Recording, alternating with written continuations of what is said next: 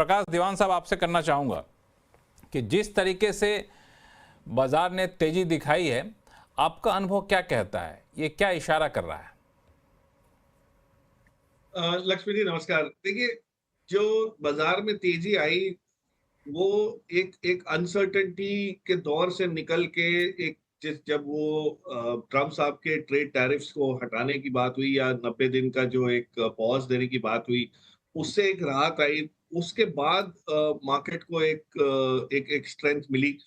और हम जिसको कहते हैं अंग्रेजी में कि market always climbs on the walls of worries, मतलब जो चिंताओं की दीवारें हैं उसी पे वो लांग के मार्केट बढ़ती है, और वही हुआ है।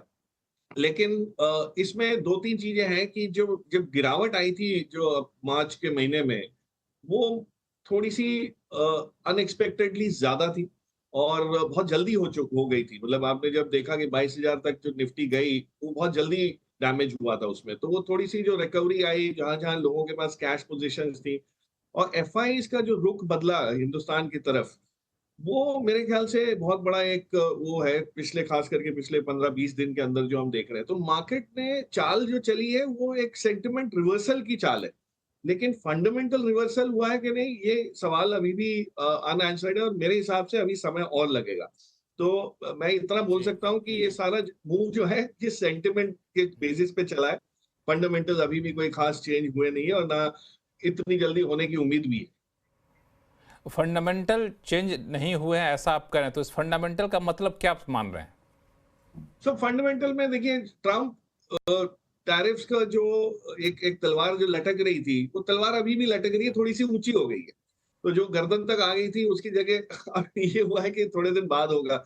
चाइना का जो रुख था वो क्लियर नहीं था, वो थोड़ा-सा क्लियर हो गया। तो ये सब चीज़ें टेम्परेरी हैं, कभी भी पलट सकती हैं, कभी भी वापस आपको संदेहशील मार्केट का वो एटीट्यूड दिख सकता है। तो मैं नहीं समझता कि the only change that has happened is in earnings, और मार्केट को वो बहुत पसंद आता है, तो उसमें हम विस्तार से आगे भी बात करेंगे। बट अर्निंग्स के अलावा मुझे नहीं लगता कोई फंडामेंटल चेंज मार्केट को इस टाइप का अभी तक कोई दिख रहा होगा। सेंटिमेंट बहुत मेजरली चेंज हुआ है, लिक्विडिटी बहुत चेंज। हाँ। फिरोज अजीज साहब, सेंटिमेंट के हिसाब से बदलाव आया है, लेकिन फंडामेंटल बहुत बदला नहीं है। आप सहमत हैं इनसे?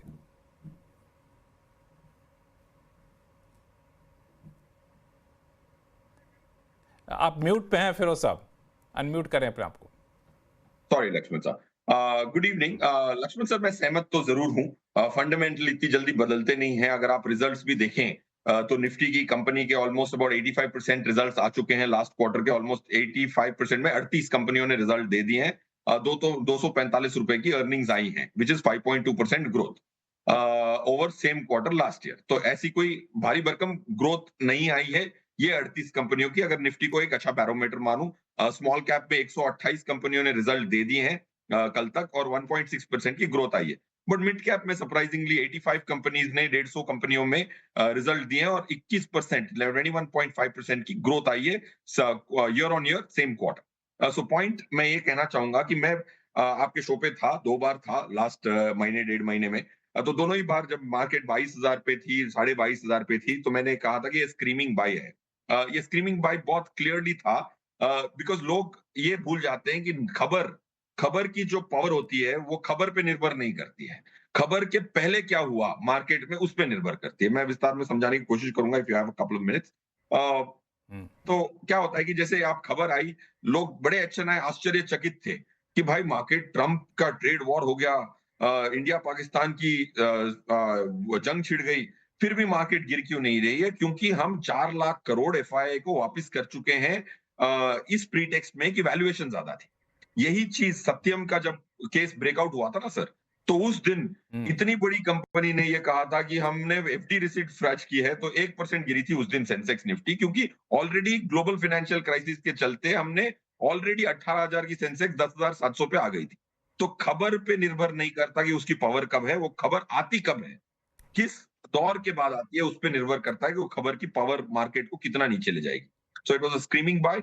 आई थिंक ये जो लास्ट 3,000 पॉइंट की रैली है वो डेरिवेटिव लेड रैली नहीं है। आज भी शॉर्ट्स एफआईआई के इंडेक्स फ्यूचर्स में ऑलमोस्ट 42% ही लॉन्ग है। अगर ये index fund derivative led rally होती तो 80% शॉर्ट्स हो जाते 3000 पॉइंट की मूवमेंट में in the last 12 years of I tracking that variable. So it's a cash market led rally, not a derivative market led rally.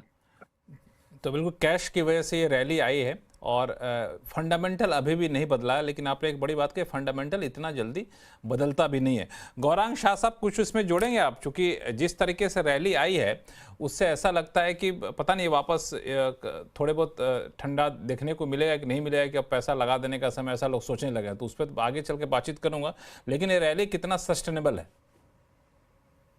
बहुत बहुत धन्यवाद लक्ष्मण जी, मंच पर आमंत्रित करने के लिए. सभी को प्रणाम और शुभ संध्या हमारी तरफ से.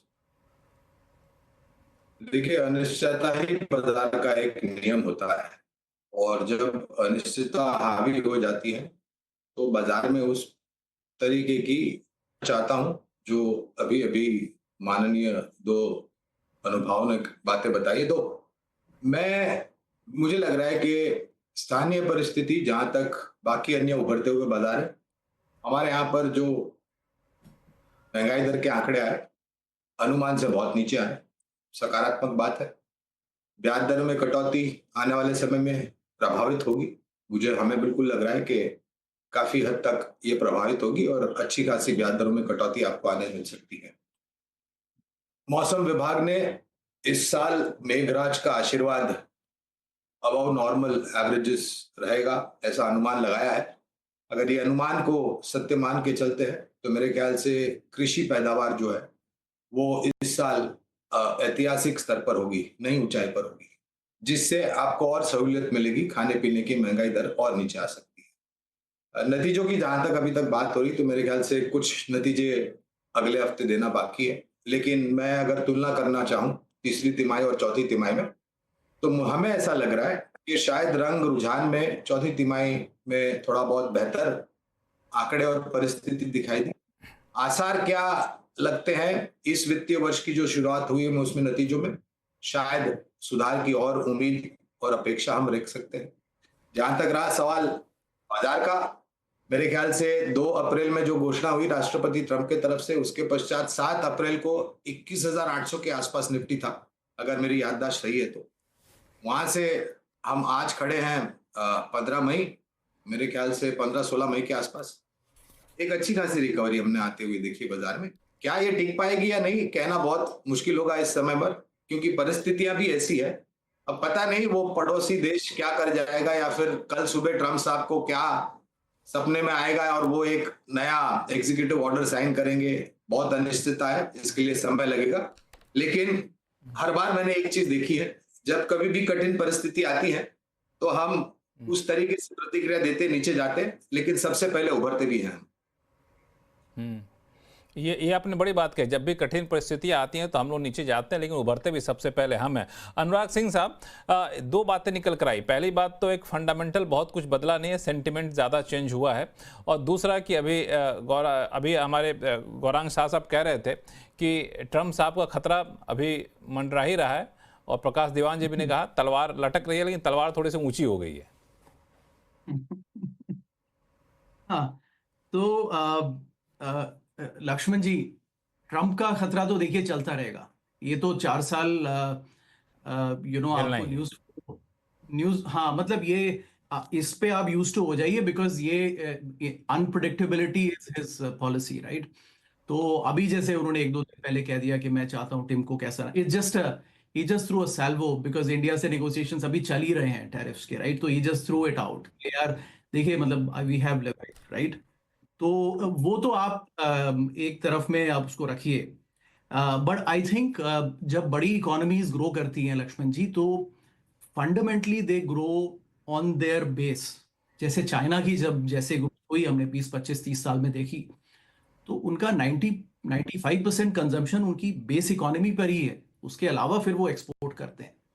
तो आई थिंक इंडिया की story is all about Indian demographics, Indian companies and Indian earnings, और उसी पर मार्केट्स भी भागा. तो अगर बेसिकली अगर हम पिछले 4 साल की 5 साल की स्टोरी ट्रैक करें, तो निफ्टी अर्निंग्स 400-450 रुपए पर थी 25 साल की ग्रोथ के बाद में, और वो सडनली 950 पे आ गई 4 साल में, राइट. तो देखिए डबल हुआ. फिर मार्केट ने उसको प्राइस इन कर लिया। क्या वो ऐसे ही सस्टेनेबल है? ऑब्वियसली नहीं है, क्योंकि ये फेजेस हमने पहले देखे हैं, 2002 से 2008 में देखा है हमने। तो मार्केट जब अर्निंग्स, पास्ट अर्निंग्स को प्राइस इन करता है तो थोड़ा ओवर ऑप्टिमिज्म भी प्राइस इन कर लेता है और अगले कुछ 4-5 साल एब्जॉर्ब करता है। तो आई थिंक देखिए, जो प्रकाश जी ने फंडामेंटल्स की बात कही, अर्निंग्स की बात कही, फिरोज ने भी वो टच किया, ये देखिए, इस आप खरीद सकते हैं, लेकिन it's not a blood on the streets for now, but it is fair valuations, right? At least Nifty में कह रहा हूं कि निफ्टी का वैल्यूएशन फेयर है, बट इसके आगे की ग्रोथ अर्निंग्स पर ही डिपेंडेंट है। अर्निंग्स सिक्लिकल होती है और इकोनॉमी भी सिक्लिकल होती है, वो हम देख रहे हैं पिछले 1 साल से। तो आई थिंक हमें इंडिया की लेंडिंग ग्रोथ देखनी होगी। लेंडिंग ग्रोथ अब किस तेजी से बढ़ती है, क्योंकि उसमें स्लो डाउन आ गया था। उसके बाद कंजम्पशन ग्रोथ और अर्निंग्स ग्रोथ देखनी है। मेरा ये मानना है जी, and you know I understand that I might have little less optimism than others, but अगले 4-5 साल मार्केट्स को ये पुराने 5 साल की ग्रोथ को एब्जॉर्ब करना है। ये फेज देखिए 2002 से 2008 में आया था, उसके बाद 10 साल लगे उसको एब्जॉर्ब करने में, उसी अर्निंग्स को। तो अगले 5 साल एब्जॉर्प्शन के हैं और नॉर्मल रिटर्न्स के हैं, अनलेस कुछ चमत्कार कहीं से हो जाता है, एवरेज आउट होना है पुराने 5 साल के रिटर्न्स को। तो I think investors should brace that ultimately 2021 से 2030 के बीच में अगर वो रिटर्न्स निकाल के देखेंगे अपने, तो वो 12% का, 10 से 12 का जो एवरेज होता है निफ्टी का या निफ्टी 5